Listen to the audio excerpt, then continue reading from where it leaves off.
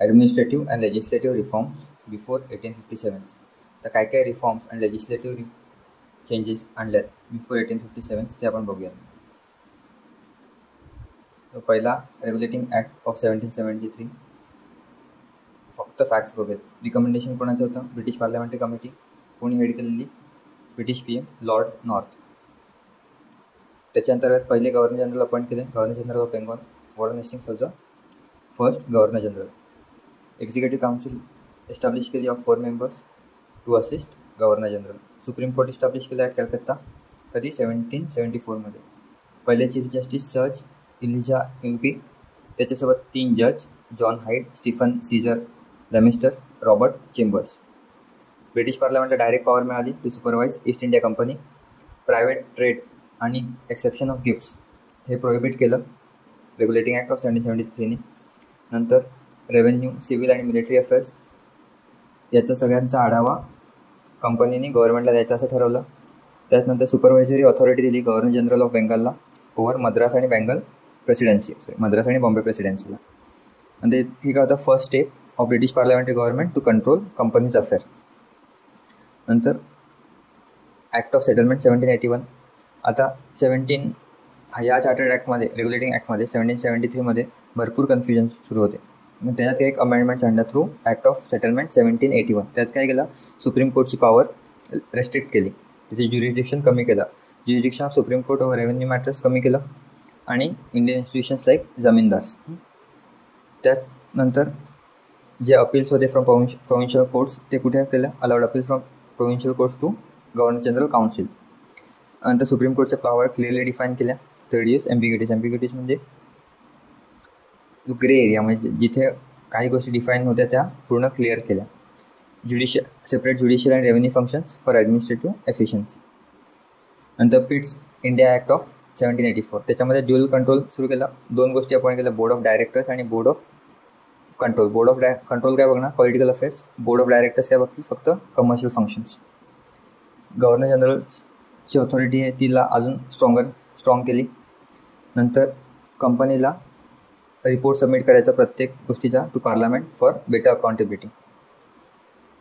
नंतर हे काय झालं? Same direct government intervention. नंतर ॲक्ट ऑफ 1786. ॲक्ट ऑफ 1786 हा कशासाठी? स्पेशली फॉर याच्यात लॉर्ड कॉर्नवॉलिसला स्पेशल पॉवर्स दिल्यात. काय पॉवर होत्या? To override the majority decision. जरी मेजॉरिटी डिसिजन असेल तरी म्हणजे लॉर्ड कॉर्नवॉलिसला ओव्हरराईड करू शकतात. नंतर चार्टर ॲक्ट ऑफ 1793 20 वर्षाची परवानगी दिली ट्रेड करायला ईस्ट इंडिया कंपनीला. Company to continuous trade monopoly in India. याला दरवर्षी ब्रिटिश काउंटला 5 लाख पाऊंड पे करायचे असं ठरवलं. आता सॅलरीज आणि अलाउन्सेस फिक्स केले कोणाला? कंपनी ऑफिसर्सला. कशासाठी? To prevent corruption. तर करप्शन हा मोठा इश्यू होता मेन 1773 तो आतापर्यंत ते करप्शन सॉल्व्ह करायला त्यांनी भरपूर गोष्टी इम्प्लिमेंट केल्या. आता त्यांनी सॅलरी फिक्स केली. आता इंडियन रेव्हेन्यूज वर युज्ड फॉर पेन्शन्स आणि for welfare of company employees. Judicial function आणि एक्झिक्युटिव्ह फंक्शन वेगवेगळे. एम्फोसिस कशावर? सेपरेशन ऑफ ज्युडिशियल आणि एक्झिक्युटिव्ह फंक्शन्स. बरोबर. आता आणखीन एक गोष्ट काय केली? नॉन इंटरव्हेन्शन, की कंपनी इंडियन सोशल आणि रिलिजियस प्रॅक्टिसमध्ये इंटरव्हेन नाही करणार. Again governor general to oversee provincial governors. 1773 टू 1858 कन्सॉलिडेशन ऑफ पॉवर आहे, म्हणजे काय? सेंट्रलायझेशन ऑफ पॉवर सुरू होतं थोडं. आणि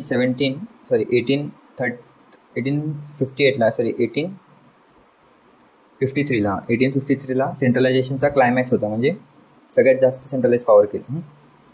नंतर charter act of 1813 East India कंपनीची मोनोपोली ब्रेक केली. एंडेड ईस्ट इंडिया फक्त एक्सेप्शन काय होतं? टी आणि ट्रेड विथ चायना.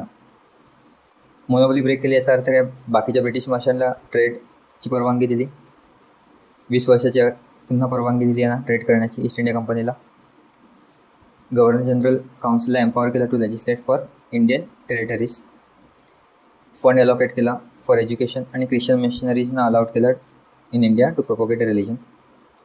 नंतर पुन्हा पार्लमेंटचा closer control over East India company. The local government in India is व give rights to impose the tax. आता लोकल गव्हर्नमेंट टॅक्स इम्पोज करू शकत होतं. चार्टर ॲक्ट ऑफ 1833 ला सेंट हेलेना ॲक्ट पण सांगतात. याच्या अंडर ईस्ट इंडिया कंपनीचं कमर्शियल फंक्शन टोटली संपून टाकलं आणि त्याला फक्त एक ॲडमिनिस्ट्रेटिव्ह बॉडी म्हणून बनवून ठेवलं. याच्या अंडर गव्हर्नर जनरल ऑफ बेंगालला गव्हर्नर जनरल ऑफ इंडिया बनवलं आणि first Lord Benedict was the first governor general of India.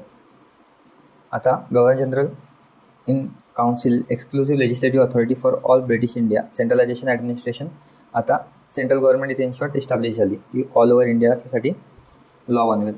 Law commission appoint केलं आणि Lord Macaulay was the first to chair the law commission आणि James स्टीफनला काय केलं, law member appoint केलं. इंडियन्सला public service एक्झामसाठी अलाव केलं. नंतर legalise British settlers in India to promoting trade and non company enterprises. Slavery सिस्टमला इलिगल डिक्लेअर केलं अंडर 1833 आणि 1843 ती ॲबॉलिश केली. ॲज अ सेंट्रलायझेशन झालं आता म्हणून सिंगल बजेट फॉर ऑल, जसं आता चाललं आहे single budget for the country. नंतर charter act of 1853 final revival of East India company charter ही शेवटची परवानगी दिली. याच्यात फायनल आता open competition for recruitment of Indian civil services इंडियन्सना ॲक्सेसिबल केलं. Created separate legislative council. आता एक लेजिस्लेटिव्ह काउन्सिल त्यांनी वेगळी केली आणि एक्झिक्युटिव्ह फंक्शन वेगळं केलं. Reduction in number of company directors to 18. आधी 24 होते ते 18 केले आणि त्यातले 6 will be appointed by British crown.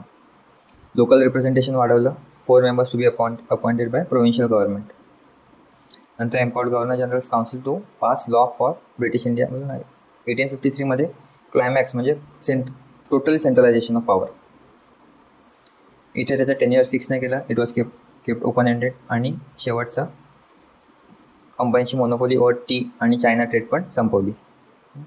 यानंतर 1857 रिव्हॉल्ट झाला आणि company's rule was taken over by crown rule.